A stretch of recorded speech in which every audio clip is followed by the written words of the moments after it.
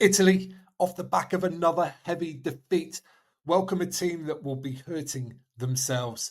Hello, amateurs. Welcome back to our Six Nations series. I'm going to be here with you throughout the championship and beyond. So hit subscribe down below to make sure you don't miss out on any future episodes. That's right, Italy, last time out at Twickenham against England, came away second best, but they got some great attacking play on the pitch there at Twickers.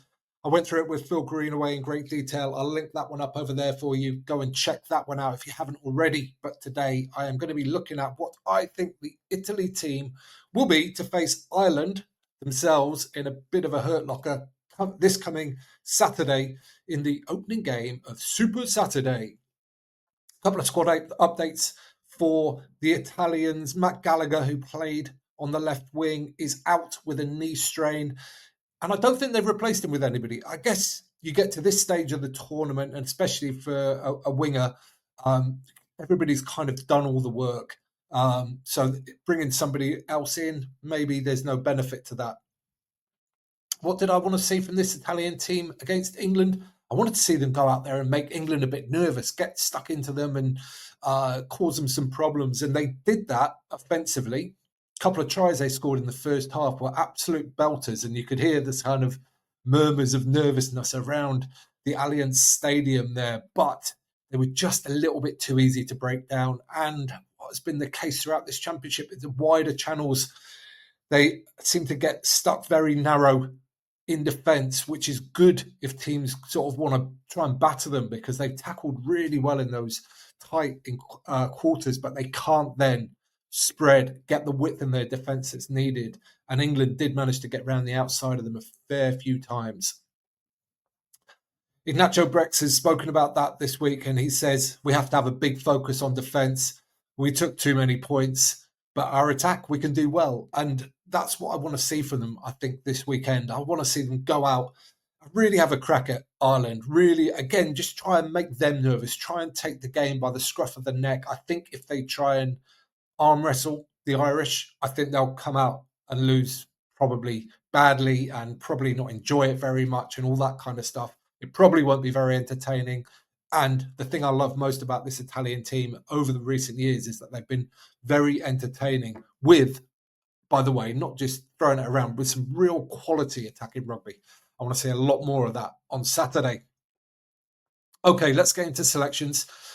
And I think last time out against England, they made a few changes. So it feels like they've sort of kept their starting team relatively fresh, I would say. So with that in mind, I think there were, though, a couple of players that maybe looked a little bit tired, a little bit weary at the Allianz Stadium. So I'm going to be making a few more changes as well as bringing back a few people that got rested against England. So Fischetti, Nicotera and Ferrari comes back in to start. I think that is their best front row, so I think they're going to need that against the Irish. Canoni and Rutzer to continue in the second row. Both have been playing well in recent weeks.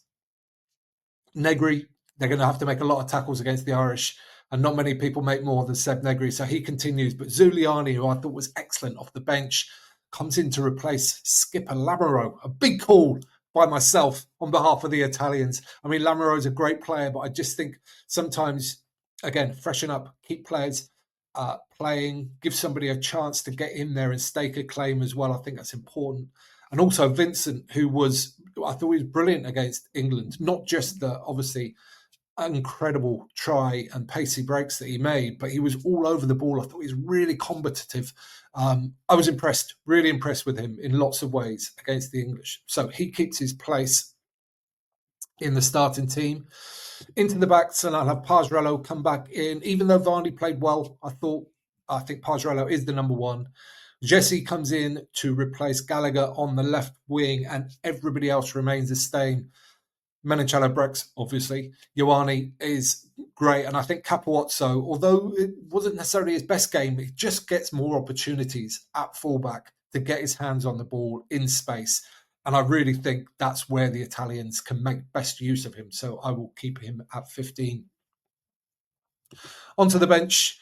Riccioni goes there, swaps over. Favretto, Lamoureux and Canoni, two very experienced back rowers there to come on late, and Varney takes his place alongside Tommaso Allen.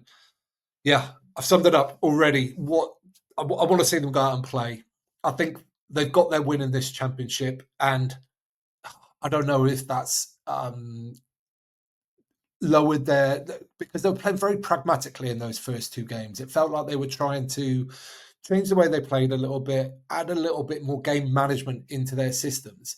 And I think having done that with reasonable success, they were certainly very good at that against Wales in the rain.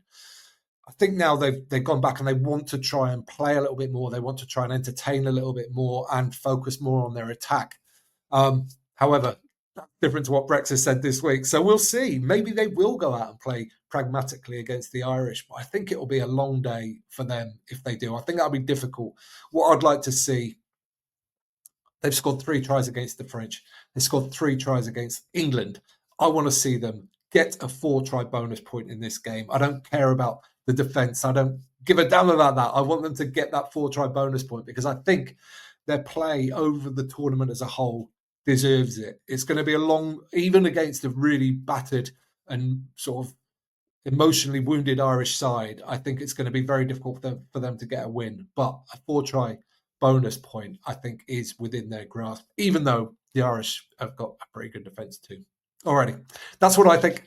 But what do you think? Let me know in the comments down below. Any selections that you disagree with? Any players that you think definitely should be in that I haven't picked? Love to hear it. We'll have a good old chat down there, and give this video a thumbs up while you're down there if you don't mind. Helps other people find it, and you can subscribe there. You can watch that one next. And don't forget to get out and play.